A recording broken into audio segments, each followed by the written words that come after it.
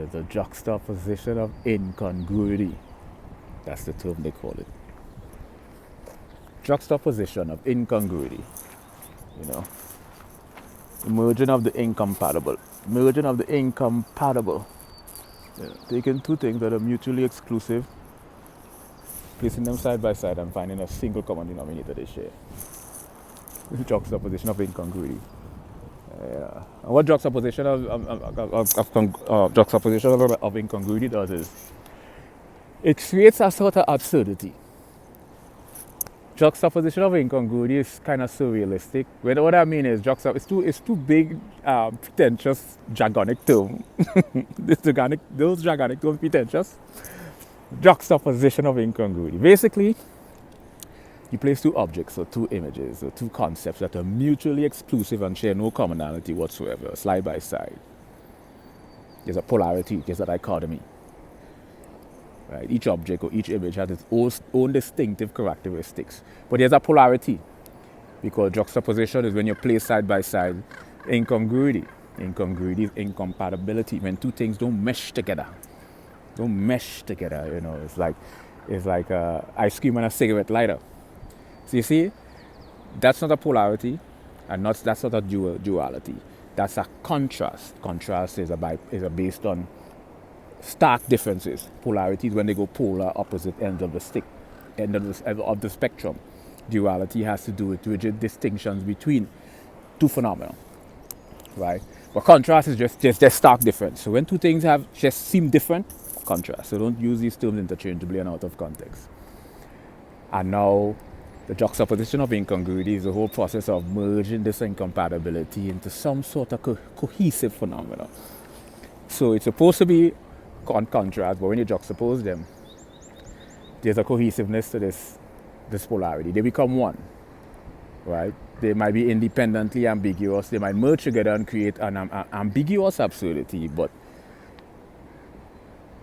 when this is juxtaposed now, this is where it's like when juxtaposition and incongruity merges into symbiosis, and this is where you get surrealism. Because surrealism might cause two incongruity to create something that's absurd, or something that we consider absurdity. So, or surrealism. This is what surrealism is. You know, Salvador Dali exemplified this. He juxtaposed the subconscious and the dream state, right? And so you have this. So you merge this incongruity, you juxtapose them, and then when it coheses and creates what we call something that's surrealistic, right? But then that surrealism might be absurdity, right? It may not be absurdity, it might be surreal. But what's fascinating about juxtaposition of incongruity is how there's always a compatibility, and this is a fascinating phenomenon. There's always a compatibility. You juxtapose them, you find a single common denominator they share. Like one example is, and here's an absurd example, the famous surrealistic comedian Mitch Hedberg. You know, he threw a toothpick in the forest and said, "You home." That's a juxtaposition of incongruity. And so you find that incongruity and juxtaposition far more pervasive and prevalent in the field of comedy. And Mitch Hedberg said he threw a toothpick in the forest and said, "You home." The polarity here, not polarity, the contrast is toothpick and forest. You know, they're unrelated. But then you realize they're wood. So you found a commonality they share in common. Toothpick is wood, forest is wood. So they're home. You see? So this is how Mitch Hedberg, juxtaposition of incongruity, and how it's surrealistic arises, how cohesive, and how philosophically advanced comedic wise Mitch Hedberg was. So in every field you see this exemplified. Every field you see this juxtaposition of incongruity metaphorically exemplified. You see that prevalent in tech companies on the Nasdaq stock market. You know, when Google purchased YouTube. Why would Google purchase YouTube? What is the relationship between Google and YouTube? Google Google is a search engine and YouTube is a video sharing network. What is the disparity? What is the commonality? Why would Google purchase YouTube? So that's a contrast, a search engine, right, and a video sharing website, right? But when Google purchased YouTube for $1.5 billion, what they do a year later was a fascinating phenomenon.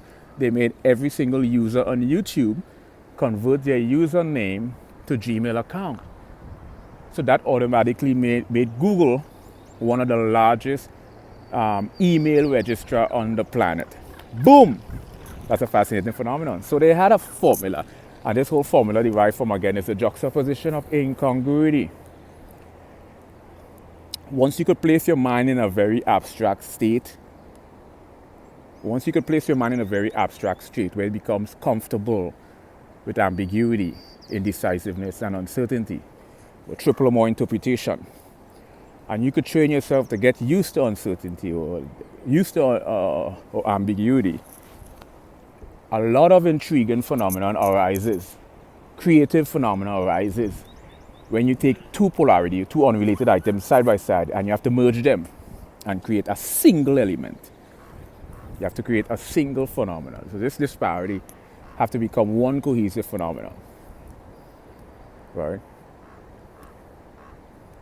And that is the highest, I call it the highest, one of the highest abstract attainment. Einstein was infatuated with this phenomena. Tesla, all of the great, and you see it exemplified in their artwork. Salvador Dali, Subconscious and Dreams. They understand that a great phenomenon arises out of merging incongruity, incompatibility. You have to find things that are incompatible, bring them together, and find something they share in common. That's the quintessential of geniusness. That is the essence of geniusness. And that's an ability. You have it or you don't have it.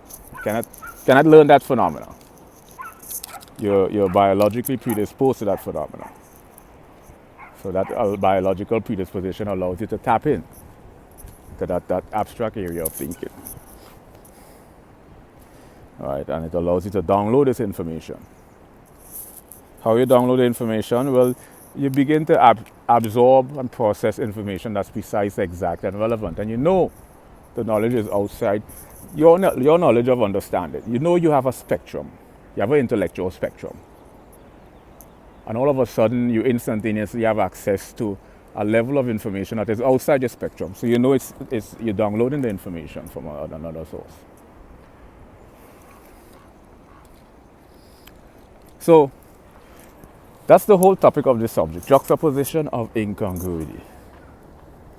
Surrealism, absurdity. Juxtaposition of incongruity, man. The juxtaposition of incongruity. That's the term they call it. Juxtaposition of incongruity. Merging of the incompatible. Merging of the incompatible. Taking two things that are mutually exclusive, placing them side by side and finding a single common denominator they share. Juxtaposition of incongruity. And what juxtaposition of